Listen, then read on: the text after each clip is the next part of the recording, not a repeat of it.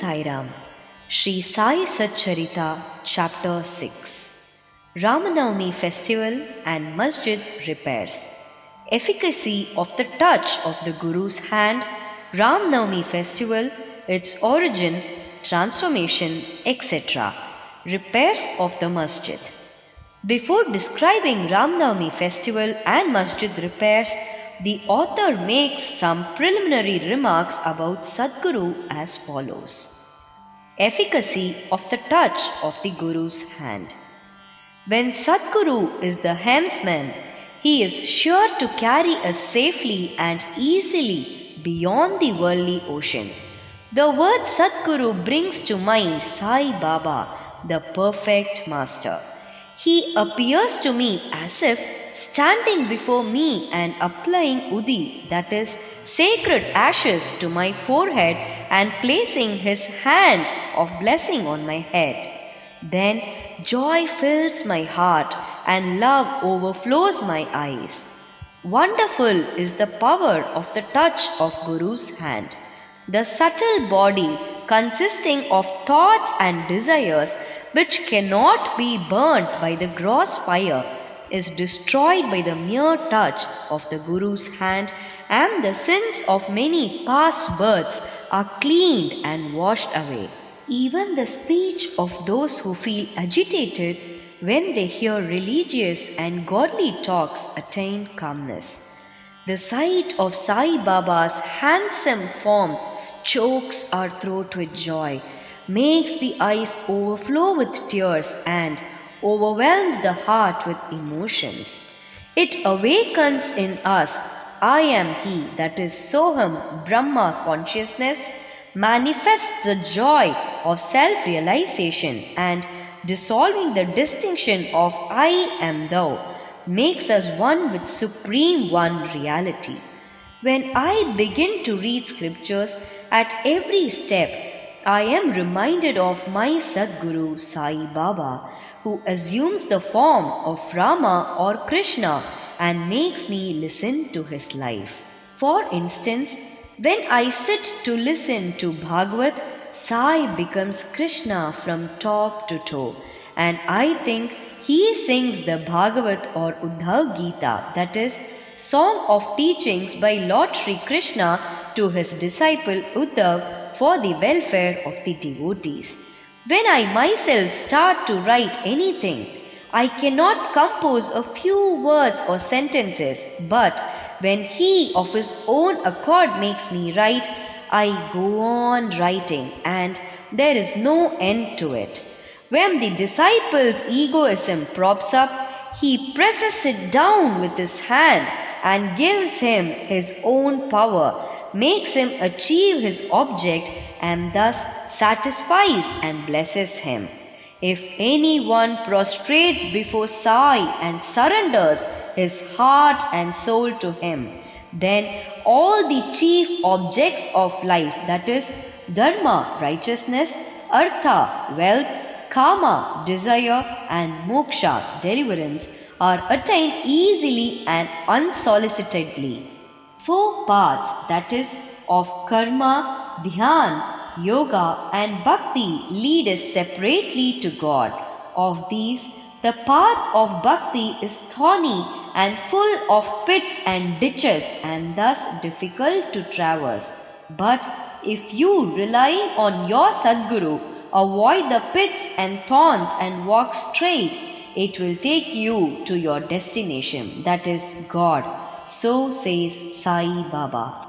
After philosophizing about the self-existent Brahma, his power, that is Maya, to create this world and the world created, and stating that all these three are ultimately one and the same, the author quotes Sai Baba's words guaranteeing the welfare of the Bhaktas. There will never be any dearth or scarcity regarding food and clothes in my devotee's home. It is my special characteristic that I always look to and provide for the welfare of those devotees who worship me wholeheartedly with their minds ever fixed on me. Lord Krishna has also said the same in the Gita. Therefore, strive not much for food and clothes. If you want anything, beg of the Lord. Renounce worldly honors. Try to get Lord's grace and blessings and be honored in His court. Do not be deluded by worldly honor. The form of the deity should be firmly fixed in the mind.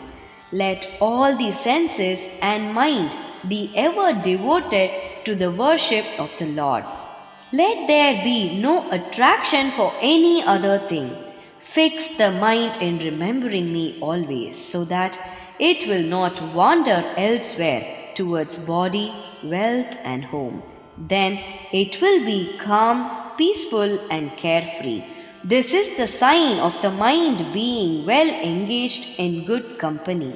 If the mind is vagrant, it cannot be called well merged in Him. After quoting these words, the author goes on to relate the story of Ram Navami festival in Shirdi. As Ram Navami is the most celebrated festival at Shirdi, another fuller account as published in Shri Sai Leela magazine of 1925, page 197, is also referred to, and a summary of the festival as related in both these accounts is attempted here. Origin. One Mr. Gopalrao Gund was a surveyor in survey department at Kopargaon. He was a great devotee of Baba. He had 3 wives but had no issue. With Sai Baba's blessings, a son was born to him. In the joy that he felt due to this, an idea of celebrating a fair on Urus occurred to him in the year 1897, and he placed it for consideration before other Shirdi devotees, that is, Tatya Patil, Dada Koot Patil, and Madhavrao Deshpande, that is, Shyama. They all approved of the idea and obtained Sai Baba's permission and blessings for it. Then an application was made to get the collector's sanction for celebrating the Urus, but as the village Kulkarni held against holding the fair, the sanction was refused. But as Sai Baba had blessed it, they tried again and ultimately succeeded in getting the collector's sanction. The day for the Urus was fixed on Ramanavami after having consultation with Sai Baba. It seems he had some purpose behind this, that is, the unification of the 2 festivals, the Urus and the Ram Navami, and the unification of the 2 communities, the Hindus and the Mohammedans. As future events showed, this end or object was duly achieved. Though the permission was obtained, but other difficulties cropped up. Shirdi was a village and there was scarcity of water. There were 2 wells in the village. The one in use dried up soon, and the water from the second was brackish. The brackish water was turned into sweet water by Sai Baba by putting flowers into it. As the water of this well was insufficient, so Tatya Patil had to arrange to get water from outside. Temporary shops were to be constructed and wrestling bouts arranged. Gopalrao Gund had a friend by name Damu Anna Kasar of Ahmednagar. He also was similarly unhappy in the matter of progeny, though he had 2 wives. He too was blessed by Sai Baba with sons, and Mr. Gund prevailed upon his friend to prepare and supply 1 fag for the procession of the fair. He also succeeded in inducing Mr. Nana Saheb Nimonkar to supply another flag. Both these flags were taken in procession through the village and finally fixed at the 2 corners of the Masjid, which is called by Sai Baba as Dwaraka Mai. This is being done even now. The Sandal Procession. There was another procession which was started in this fair.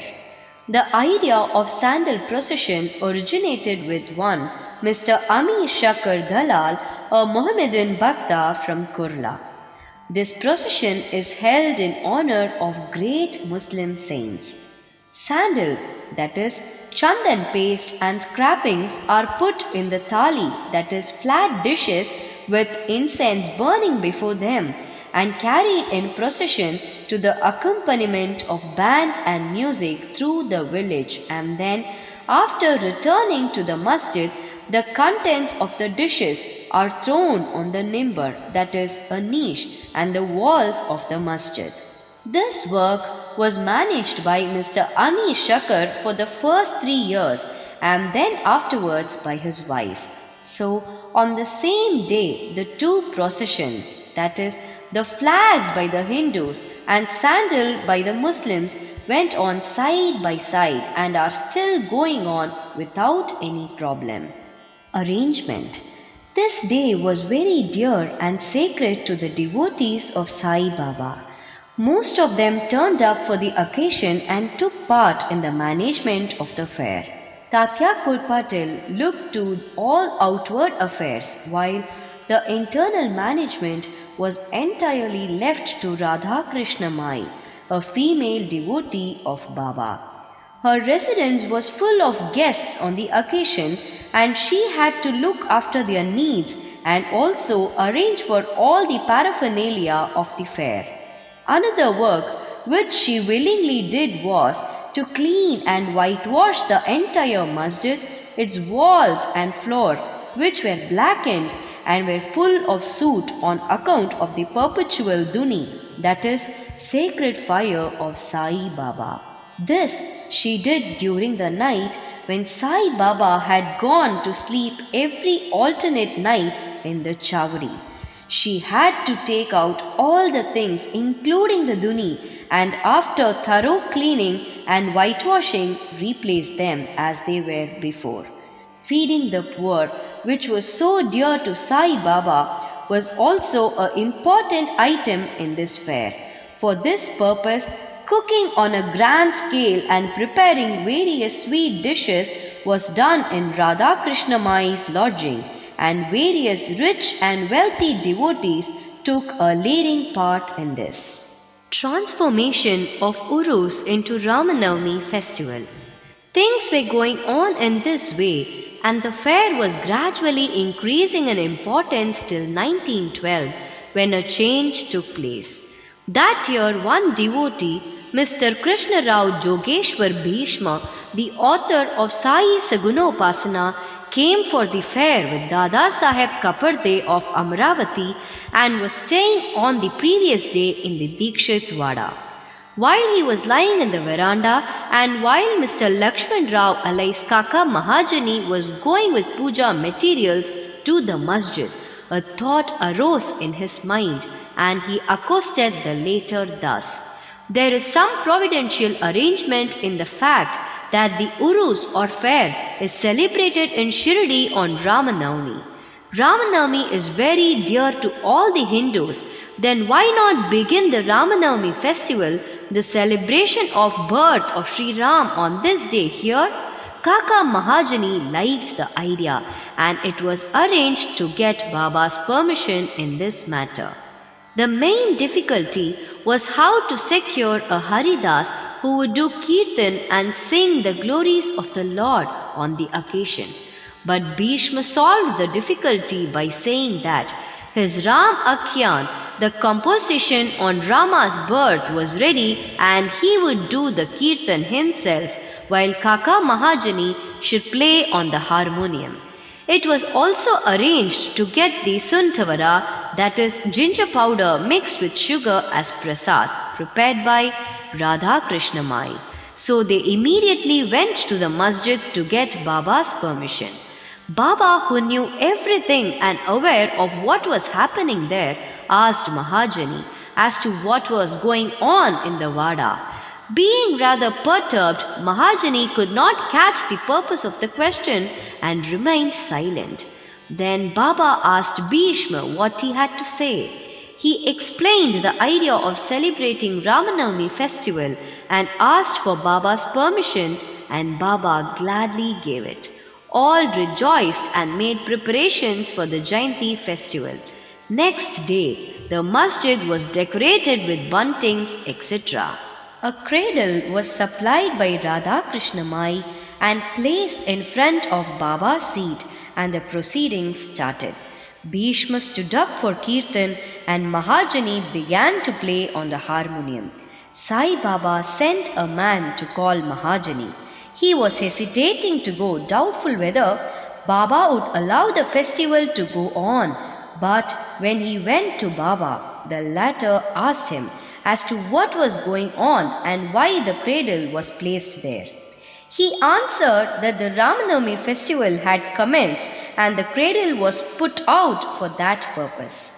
Then Baba took a garland from the nimbar, that is a niche, and placed it round his neck and sent another garland for Bhishma. Then the kirtan commenced. When it came to a close, loud sounds of victory to Ram went up, and gulal, that is color powder, was thrown up all around amidst band and music. Everybody was overjoyed when suddenly a roar was heard. The red powder thrown promiscuously went up and somehow fell into Baba's eyes. Baba got wild and began to scold and abuse loudly. People got frightened and took to their heels. The intimate devotees who knew Baba well took these scoldings and outpourings of Baba as blessings in disguise. They thought that when Ram was born, it was proper for Baba to get wild and enraged to kill Ravan and his demons in the form of egoism and wicked thoughts, etc. Besides, they knew that whenever a new thing was undertaken at Shirdi, it was usual with Baba to get wild and angry, and so they kept quiet. Radha Krishna Mai was rather afraid and thought that Baba might break her cradle, and she asked Mahajani to pull the cradle back. When he went to loosen and unfasten the cradle, Baba went to him and asked him not to remove it. Then after some time, Baba became calm, and that day's program, including Mahapuja and Arati, was finished. Later on, Mr. Mahajani asked Baba for permission to remove the cradle. Baba refused the same, saying that the festival was not yet over.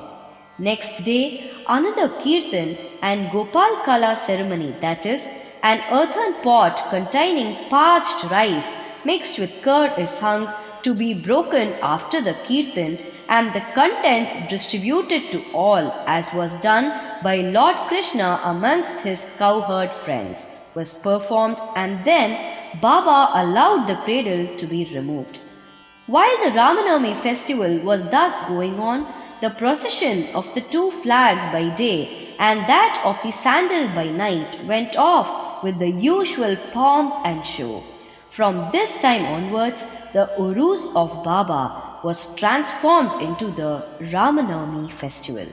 From next year, that is 1913, the items in the program of Ramanavami began to increase. Radha Krishna Mai started a Nam Saptah, singing the glory of God's name continuously day and night for 7 days from 11th day of Chaitra. For this, all devotees took part by turns, and she also joined it sometimes early in the morning.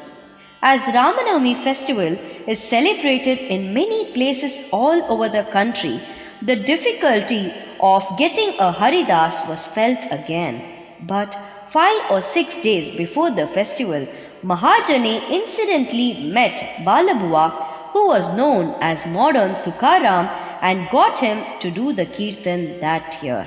The next year, that is 1914, another Balabua Satarkar of Birhad Siddha Kavate district Satara could not act as a Haridas in his own town as plague was prevailing there, and so he came to Shirdi. With Baba's permission, which was secured through Kaka Saheb Dikshit, he did the kirtan and was sufficiently recompensed for his labor. The difficulty of getting a new Haridas every year was finally solved from 1914 by Sai Baba, as he entrusted this function to Dasaganu Maharaj permanently, and since that time he has been successfully and creditably conducting that function until now. Since 1912, this festival began to grow gradually year by year. From the 8th to 12th of Chaitra, Shirdi looked like a beehive of men. Shops began to increase. Celebrated wrestlers took part in wrestling bouts. Feeding of the poor was done on a grander scale. Hard work and sincere efforts of Radha Krishna Mai turned Shirdi into a sansthan. State paraphernalia increased. A beautiful horse, a palanquin, chariot and many silver items, utensils, pots, buckets, pictures, mirrors, etc. were presented. Elephants were also sent for the procession. Though all this paraphernalia increased enormously, Sai Baba ignored all these things and maintained his simplicity and modesty as before. It is to be noted that both the Hindus and Mohammedans have been working in unison in both the processions during the entire festival, and there has been no confrontation or quarrel between them at all so far. First, about 5,000 to 7,000 people used to gather, but that figure went up to 75,000 in some years. Still, there was no outbreak of any epidemic disease nor any riots worth the name during past so many years. Repairs to the Masjid. Another important idea occurred to Gopal Gund. Just as he started the Urus or fair, he thought that he should repair and renovate the Masjid. So, in order to carry out the repairs, he collected stones and got them dressed. But this work was not assigned to him. This was reserved for Nana Saheb Chandorkar and the pavement work for Kaka Saheb Dikshit. Initially, Baba was unwilling to allow them to have work done, but with the intervention of Mahalsapati, a local devotee of Baba, his permission was secured. Baba took a small gaddi for his seat, discarding the usual piece of sackcloth used till then. In 1911, the Sabha Mandap, that is the courtyard, was also put in order with great labor and effort. The open space in front of the masjid was very small and inconvenient. Kaka Saheb Dikshit wanted to extend it and put a roofing on it. At great expense, he got iron posts, pillars and trusses and started the work. At night, all the devotees worked hard and fixed the posts. But Baba, when he returned from Chavadi next morning, uprooted them all and threw them out. Once it so happened that Baba got very excited, caught a pole with one hand and began to shake and uproot it, and with the other hand caught Tatya Patil's neck. He took by force Tatya's feta, struck a match, set it on fire and threw it in a pit. At that time, Baba's eyes flashed like burning embers. None dared to look at him. All got terribly frightened. Baba took out a rupee from his pocket and threw it there as if it were an offering on an auspicious occasion. Tatya was also much frightened. None knew what was going to happen to Tatya and none dared to interfere. Bagoji Shinde, the leper devotee of Baba, made a bold advance, but he was pushed aside by Baba. Madhav Rao was also similarly treated, pelted with brick pieces. So all those who went to intercede were similarly dealt with. But after some time, Baba's anger cooled down. He sent for a shopkeeper, got from him an embroidered feta and himself tied it on Tatya's head, as if he was being given a special honor. All the people were wonderstruck to see the strange behavior of Baba. They were at a loss to know what enraged Baba so suddenly and what led him to assault Tatya Patil and why his anger cooled down the next moment. Baba was sometimes very calm and quiet and talked sweet things with love, but suddenly, with or without any reason, got enraged.